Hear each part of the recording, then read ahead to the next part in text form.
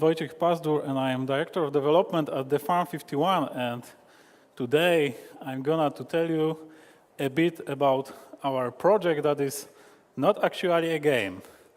This is the project that was derived from the world of games, but it has been used to something completely different than entertainment, even if it is entertaining a bit. So, who we are? I started company in 2005. It was a garage company. There was 3 guys who was out of the other video game companies in Poland, and we wanted to make our own games in our own city. And we started with the very small project. We grow. Today we are more than 100 people working in the studio. So from 2013, we also started to be very interested into virtual reality. Not just because it became popular, but because me, personally, I was always obsessed with the photorealism, the 3D graphics that are cutting the edge, and the, let's say, prototyping the new ways of bringing the immersion to the game. So we are behind the games like Painkiller, Deadfall Adventures, Necrovision, and recently Get Even. I will have talk about Get Even tomorrow if someone is interested. But today we are focusing on Chernobyl Vr Project, the project that is a virtual reality documentary with elements of game technologies. But first of all, regarding the games that we have been making and we are making right now, we are quite classic company. In 2013, we started to work also on the internal technologies to create VR content and also on so-called serious applications. We built a lot of internal hardware, a lot of software tools to be able to create more effective and more, let's say, ultimate VR content that was needed for the application that were not actually games. We started to work on the military trainings, medicine simulation, different kind of educational project, and this division is still small.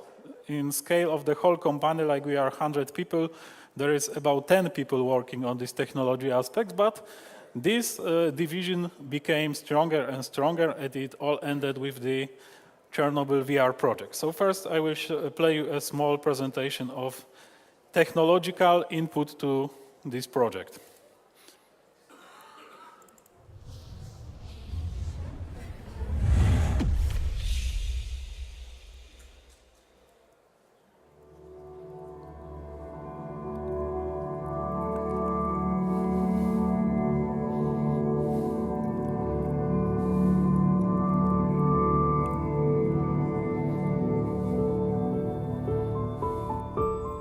People have always strived to describe reality. Images, movies, video games, they all try to give a new meaning to reality. They combine the essence of reality itself and our perceptions. Reality 51 is an attempt to give reality a new meaning, or simply something more than reality.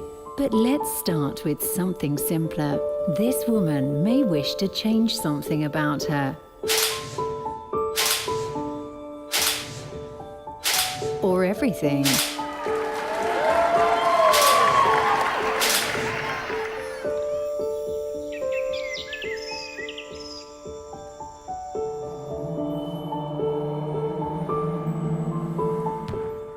We could change all models in the world like that. We could change you. Let's put the model aside and have a look at this building. We can view it from all sides. Get inside.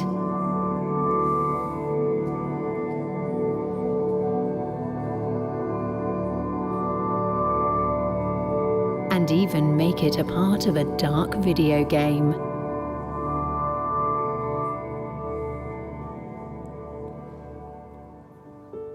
We could do the same with every building in the world. and you could enter it without leaving your chair, even thousands of miles away.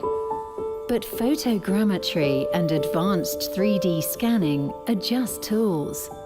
What really matters is to give reality a new meaning. Reality 51 is your door to virtual reality, or simply something more than reality. And when I say more than reality, I mean it.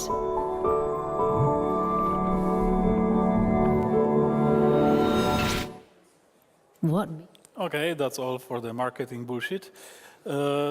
Anyway, we started this division because at 2013 also, we started to work on the game called Get Even. I will not talk much about this project, but this project was covering both virtual reality subjects, and it was using photogrammetry, meaning the 3D scanning with help of the digital cameras to recreate the environments. And when we started to work on this project, many people approached us from the businesses outside of the gaming, and they told us, if you have this kind of, let's say, know-how and technology that you can scan the whole location and humans and put them into the game, so maybe let's do some other projects. And this project was military simulations, medical simulation, and so on, because in these projects, the key thing was the accuracy, not necessarily the being attractive, but the accuracy of recreation of the 3D objects and 3D space and environment was the key. So this is how we created technology or team called Reality 51, and this is how we moved from creating different kind of scans, processing them into the VR environments, into the game engine like Unity, like Unreal and others, and then how Chernobyl Vr Project was born. Because so far we were thinking, what could be the utilization of these technologies outside of the gaming? Because we are doing games. We have always 2 or 3 gaming projects inside our studio on run. One of them was Get Even at this time. But we are thinking, if this technology is capable of doing something with tools used normally in game, then we would like to show it as an ultimate tool for doing something outside of the gaming itself. So what would be the coolest subject to make a serious application that shows the scan environment? And we are thinking about different possible virtual trips or recreations of different world elements, and the Chernobyl won.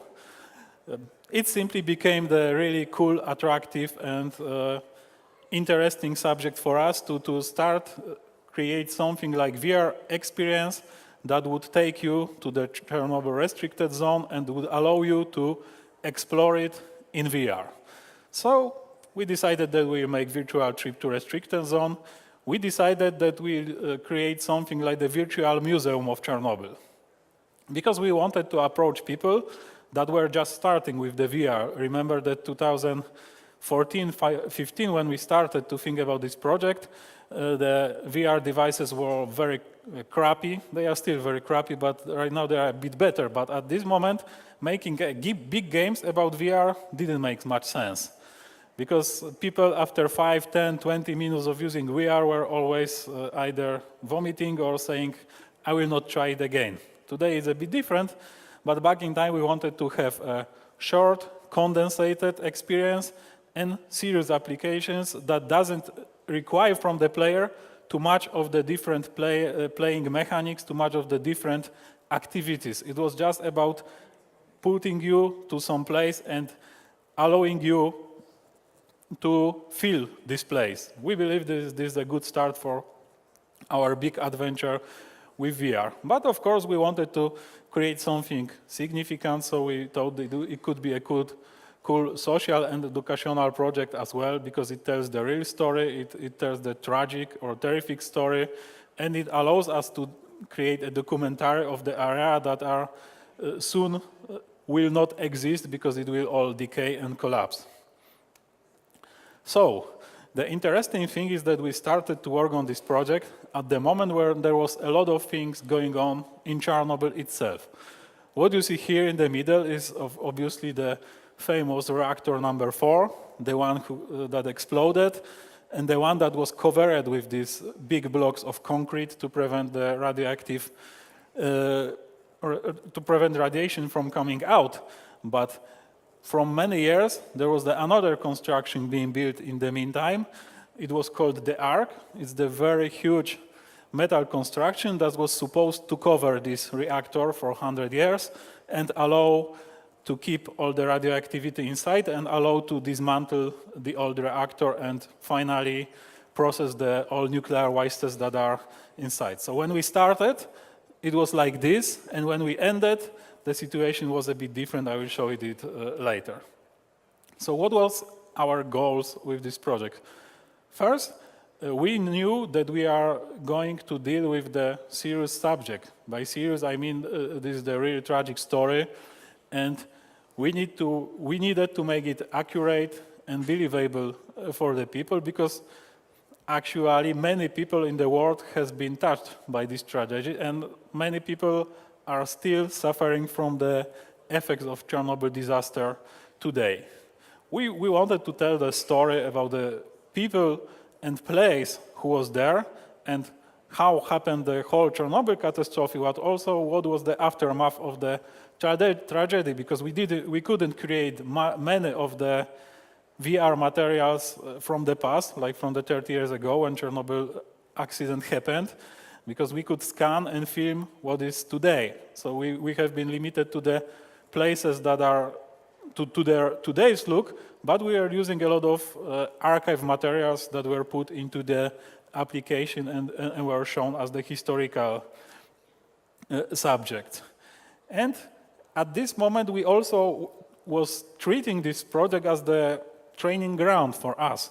Like, if we believe that VR is a good tool for telling the stories outside of the gaming, for creating the educational or social projects, so we thought it may be also good to learn in the meantime, because this project was actually a big training ground for all our virtual reality division to learn how to work on VR on both technical way and also on the design, storytelling, and all others. And right now I will play you some movie from the very beginning of this production, then you will see how it turned on later.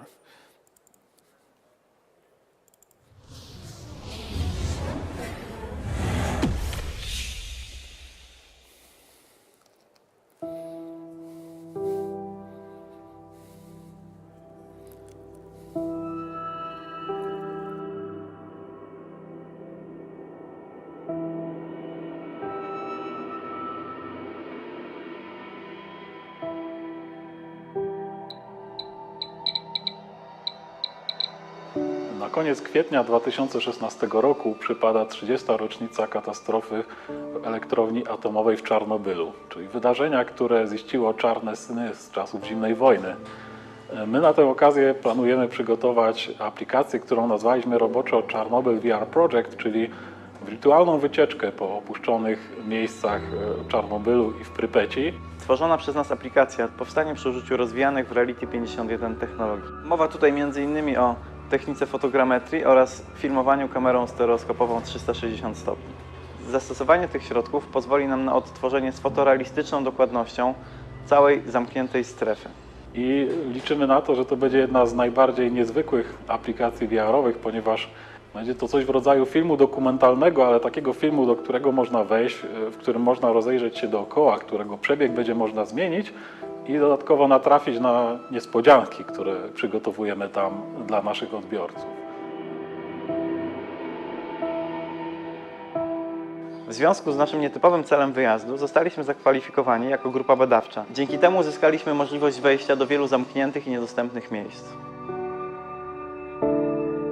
Z naszego punktu widzenia najciekawszym miejscem do skanowania była Prypeć, czyli 50-tysięczne miasto, które opustoszało w przeciągu kilkudziesięciu godzin od eksplozji w Czarnobylu.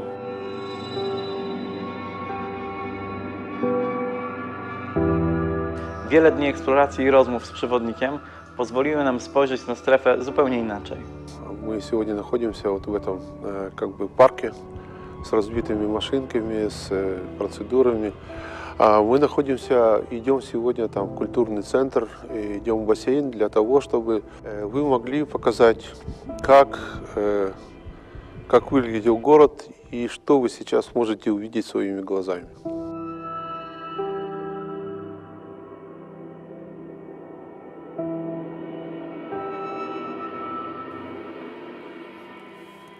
Postanowiliśmy zeskanować kilka pomieszczeń, tak aby zrobić sobie pewien benchmark graficzny, na co możemy sobie pozwolić. Chcieliśmy zeskanować te pomieszczenia tak, aby były maksymalnie wiarygodne, tak aby gracz, wchodząc w tą wirtualną przestrzeń, mógł rzeczywiście się poczuć tak jak osoba będąca w Czarnobylu. W zamkniętej strefie spędziliśmy dziesiątki godzin. Mamy wiele filmów, zarówno z ziemi, jak i z powietrza, dziesiątki tysięcy zdjęć, zarówno referencyjnych, jak i gotowych skanów. Do zeskanowania jednej z ogromnych sal gimnastycznych musieliśmy zrobić około 3000 zdjęć bardzo dobrej jakości. Musiały być wyjątkowo ostre, jasne, tak aby program mógł sobie je później ułożyć w przestrzeni 3D. Osiągnęliśmy poziom detalu najdrobniejszych szczegółów na ścianach, takich jak pęknięcia, wystające cegły, błyszcząca się farba. Dzięki zastosowaniu filmów lotniczych pokażemy zamkniętą strefę w sposób dostępny dotychczas tylko dla nielicznych. Dodatkowo planujemy również wykorzystać zbudowany w Reality 51 rig do skanowania postaci. Pozwoli nam to na wzbogacenie aplikacji o fotorealistyczne skany ludzi. Chcemy, żeby ta aplikacja była dostępna nie tylko na stacjonarne urządzenia VR, takie jak Oculus czy Morpheus, ale także na urządzenia mobilne typu Samsung Gear.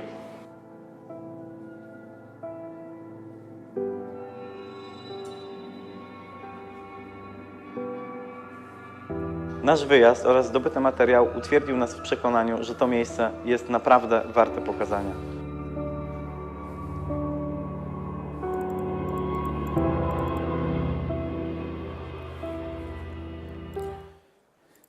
Okay, moving back to the speech. So, we have been traveling there many times.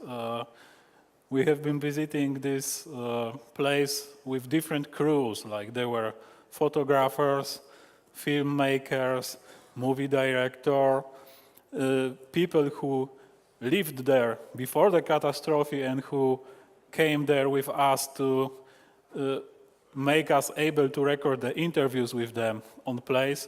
So generally we spend a lot of time in the exclusion zone of Chernobyl to gather all the materials like you see in the movies, 360 movies, photos, and especially 3D scans to recollect everything. But there came the challenges. First, access to the zone itself.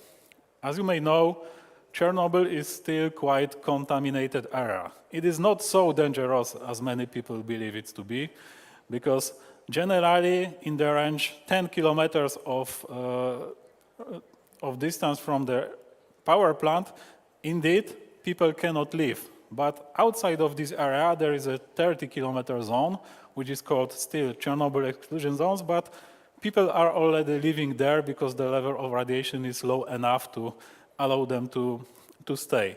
Inside the zone, the big issue is that you need to follow a lot of restrictions and a lot of protocols to be safe and to simply deal with all the bureaucracy to be able to work in the zone. So every time you enter the zone, you need to go to the passport control at the military boards.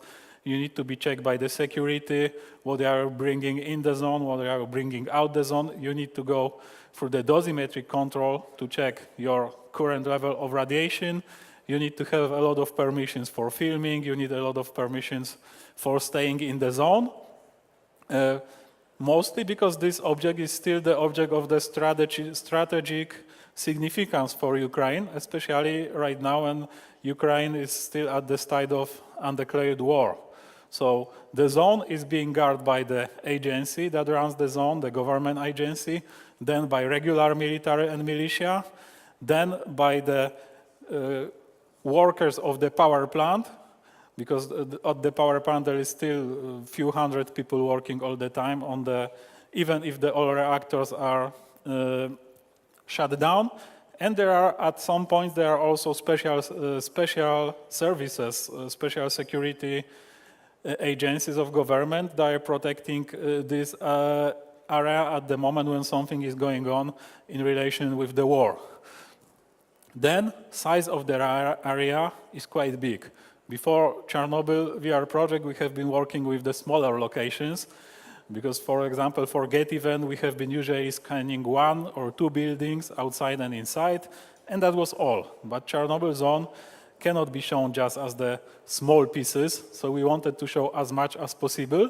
But then we realized that we cannot show everything with help of 3D graphics. Some parts of the zone has to be shown as the movies, because otherwise we would not be able to deal with the memory limitations of the VR platforms. We would be not able to simply scan and process all the data in the time that we have given for the projects.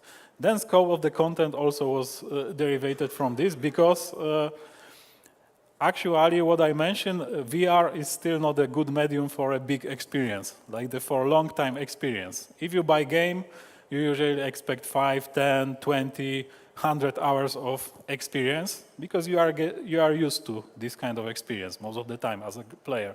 But for the VR, most of the people are taking off their helmets after 10, 20, max 30 minutes of the experience. So for us, it happened that it didn't make sense to make a 5 or 10 hours long experience, because most of the people usually will not see the 80% of this experience at all. So we decided that because of this, and also to make this application faster and with the smaller budget, we decided to reduce it for between 1 and 1.5 hour of experience. And we are selling it cheaply, because it's not a big application, but still it was a decision about making smaller experience was not just because of cost, it was mostly because of something what we called, let's say, expected longevity of the experience. Then challenges was related to transport, logistics, lack of electricity, because we have been bringing a lot of equipment like the cameras, lights, laser scanners, many different things that we needed into the zone to work, and there is no electricity, and the roads are very bumpy. There is no gas stations, there is no mobile network range most of the time, so there is no internet. If you need to use some application or some devices, today they are not working without internet. It's actually problematic if you are going to such wasteland like here. But most of these challenges has been conquered this way or another. Like, we have been working out through everything many times. With every trip, we have been working out with obstacles to remove them, and finally we started to be quite, after 3 or 4 trips to Chernobyl, we started to be quite effective of simply going there and collecting the materials. Also, we get knowledge how to deal with the people there, what was not easy, because at the beginning many people in Ukraine didn't speak English, so we had to start to remembering or relearning the Russian or Ukrainian language to be able to work in the zone, and to drink a lot of vodka with these people, because otherwise they would be not supporting us. So the concept itself was like, we want to make something what is educational, but something what engage you into the education, like not movie, not book, not picture, but something that allows you to be active, because we figure out that this is not our invention. Then if someone has to learn something or get to know something, the best way to make him engage is to give him something to do. So what we gave to do in this application, we allowed player or the user, in this case, to experience parts of the Chernobyl on its own. Like, you can walk around, you have your own Geiger meter, so you can check the radiation level, you can look for the interesting or dangerous spots, like most of the people do going on the touristic trip to Chernobyl. And we did very small challenges and rewards, because we didn't want to make it a game that is demanding from the players. We wanted to make this experience very easy, because we know that for most of the people, using VR itself is challenging enough. Like, people are getting dizzy, people have a problem with the controllers, especially when they have their face covered and they don't see their hands and so on. So we decided that because of VR is challenging itself, so we make experience very, very simple and accessible for everyone, as our goal was to make it accessible also for older people and for the small kids that could probably use this as the educational tool. And talking about the visuals, as you have seen, we wanted to achieve photorealism because it was the side effect of what we have been trying to do with other projects. Like we use photogrammetry to recreate the environments and characters with 100% accuracy. So here, we believe that being in Chernobyl is cool by itself. Like when you see all these decaying buildings, all these decaying and post-apocalyptic scenarios, then you feel really strange and really intrigued by this because there is no other place in the world like this. So we decided that accuracy and photorealism will be the best thing because this decay, this post-apocalyptic feel is actually looking very cool and at some way it's also beautiful. But, and this is the most interesting part, and it was not shown at the movie that you have seen a moment ago. It is like the more we have been coming to this place, the more we realized why all this environment, why all of this place is so dramatic and so interesting. Because first of all, when we came to Chernobyl, it was, wow, it was like the level from the video game. It's like the live Fallout area. It's so cool, especially for us because we are gamers at heart. So it was like the, you know, fulfilling the kid's dream, like being in the video game scenario from the very epic video game. But then we started to realize the more we have been coming there and talking with different people about this, that what makes this place really dramatic is actually the story of the people who live there, the story of the people who suffered from this tragedy, the story of the people who has been pushed to work there, to get sickness from the radiation and so on. And then we started slowly to move the focus of the application from just showing the environment to showing the stories of the people. So the more we have been coming to this place, the more people we have interviewed, the more archive photos we have gathered, the more archive documents we have gathered, and we have been trying to put them all inside the application, what ultimately led us to creating something like, we believe it's still interesting to visit museum like this, because you explore these buildings, these places like you are in the museum, but whenever you come to some place, you see the documents or the movie or the interview with the people who was there and who was somehow related to this place. So if you go to Kiev in Ukraine, you have Chernobyl Museum there.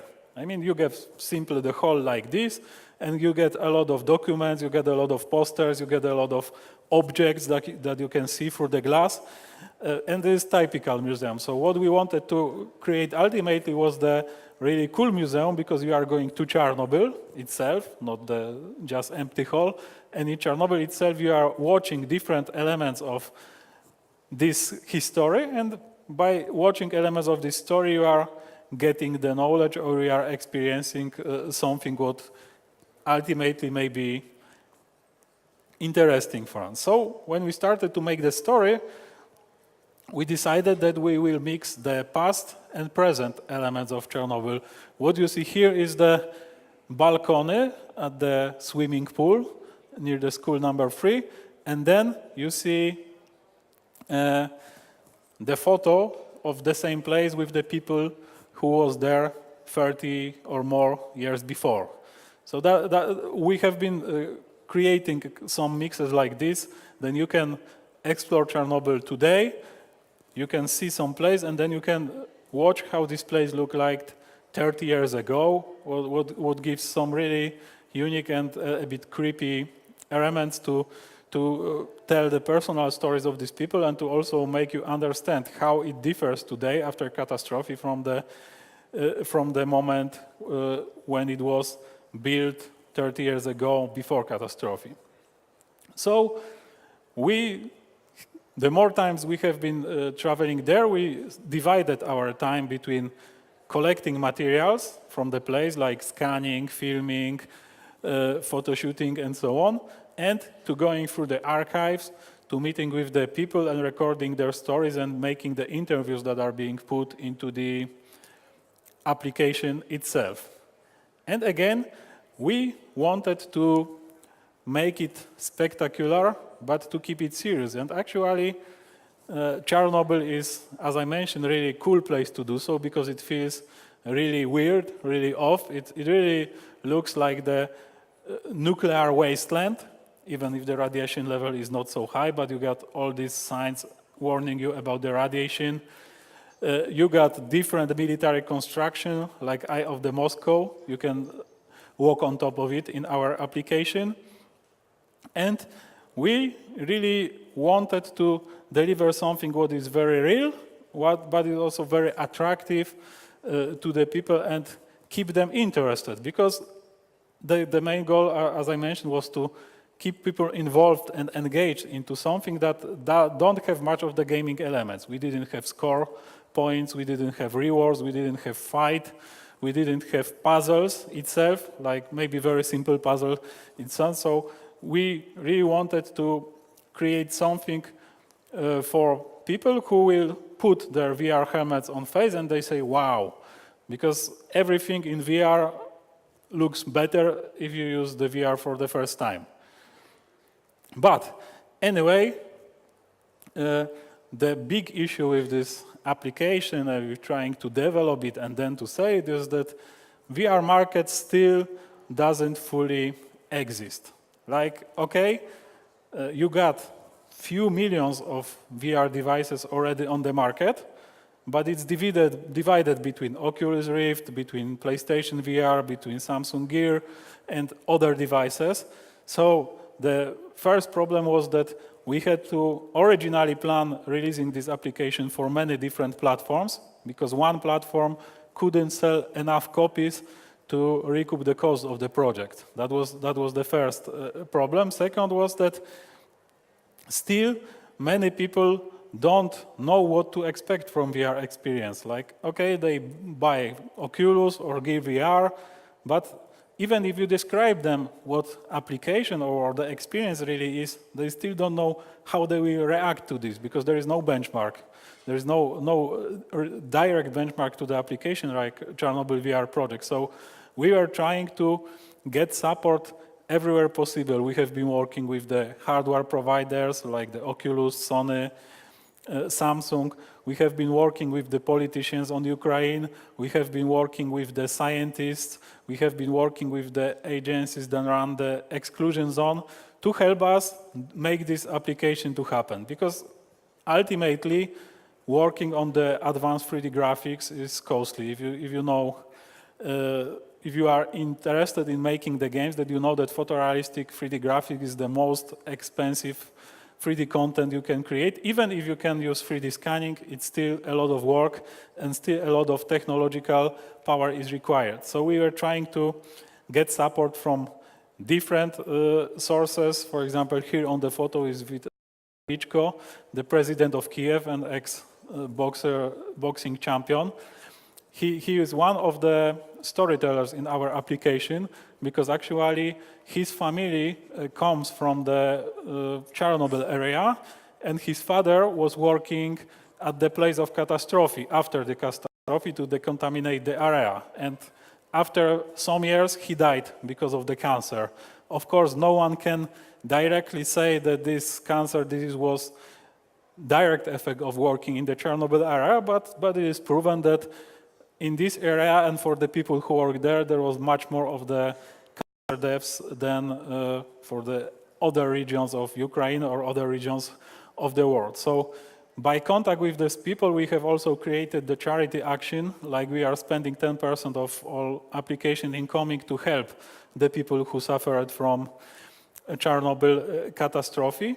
And we have been doing a lot of different activities to get noticed, like just direct competition with the other more attractive applications or games on the market is very hard, as you may know, if you try to promote any of the projects. So we are doing different things to people not just related to the sales of the game. We have been doing the museum shows, we have been doing the exhibitions, we have been bringing the VR devices to school to show people how it really works. As you see here, we did at the moment of releasing the application. It was more than 1 year ago when the first version of this application has been released.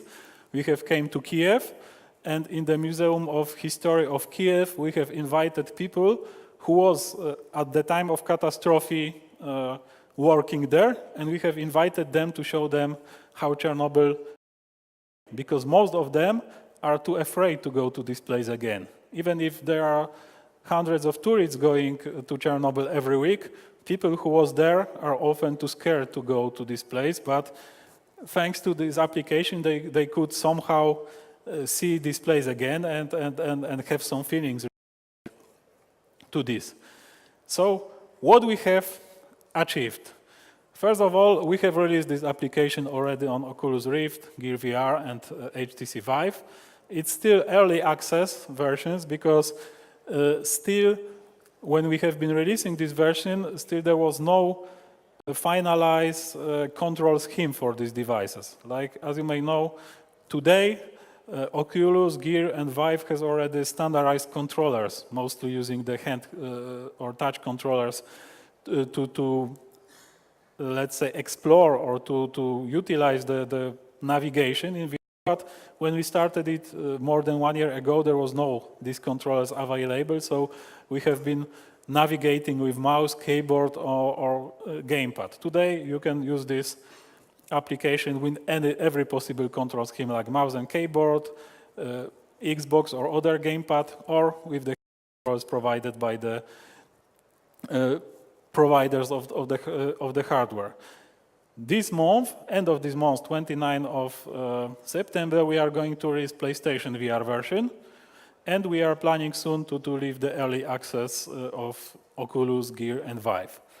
We got a huge coverage in worldwide press, both mainstream and technology, because anyway, as for the journalists, this subject was interesting, also because 1 year ago there was a 30th anniversary of Chernobyl disaster, so it was quite a hot topic.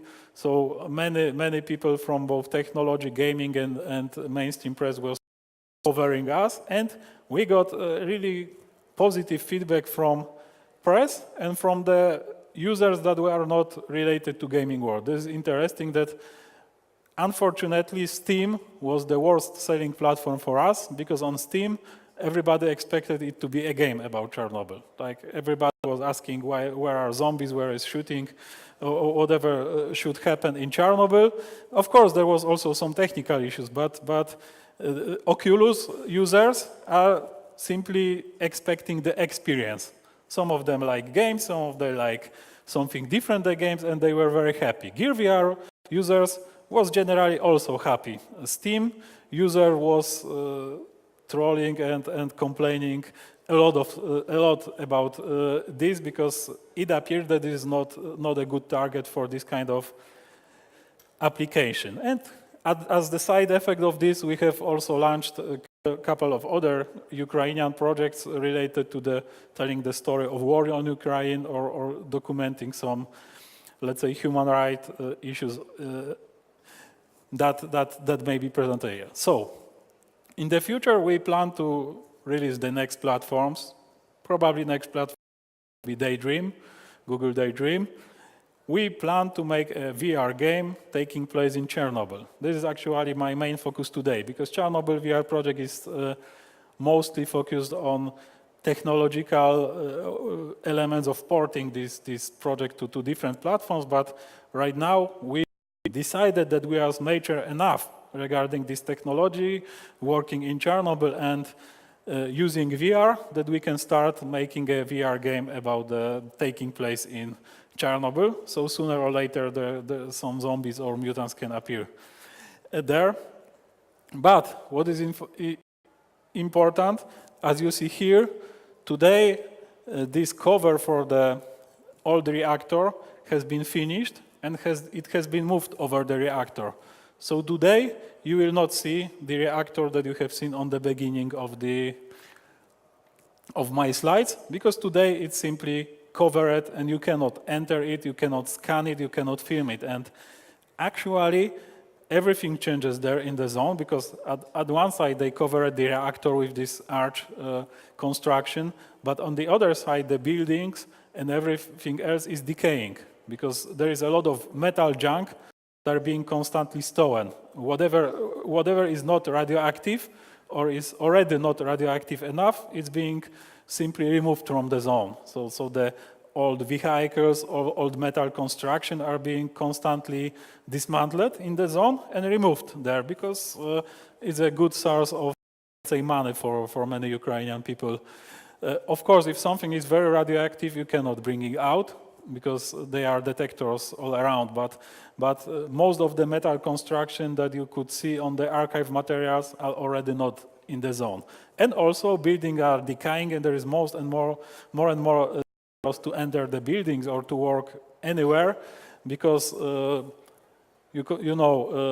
the stairs are collapsing, the floors are collapsing, the water sinks inside the buildings and destroys everything. So in few years from now, there is much of the Chernobyl to visit, as you see in our application, or you can see if you go today to this area with touristic trip.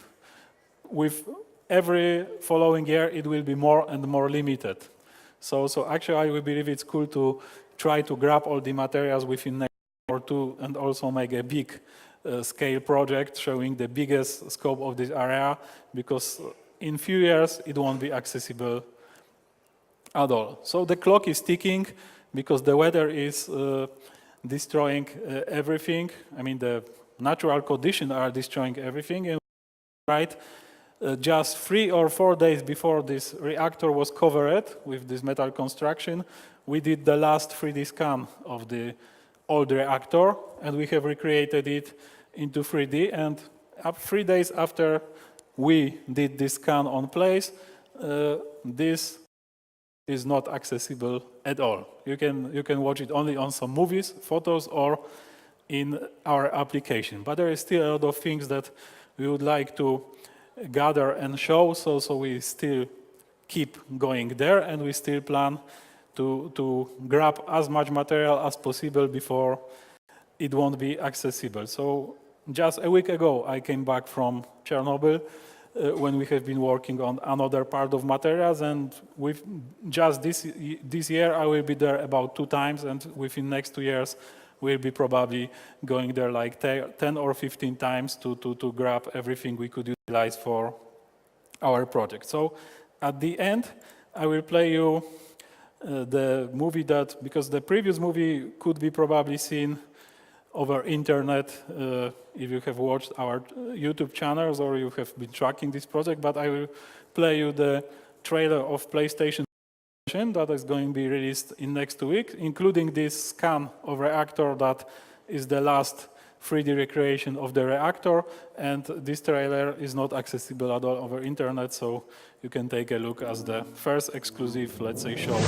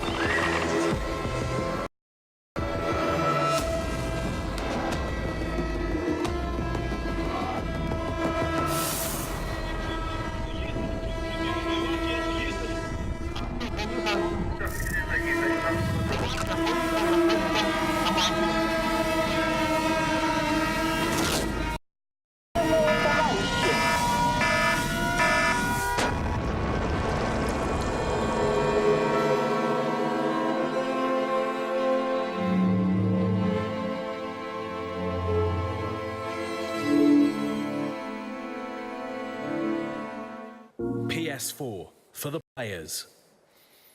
Okay, thank you very much.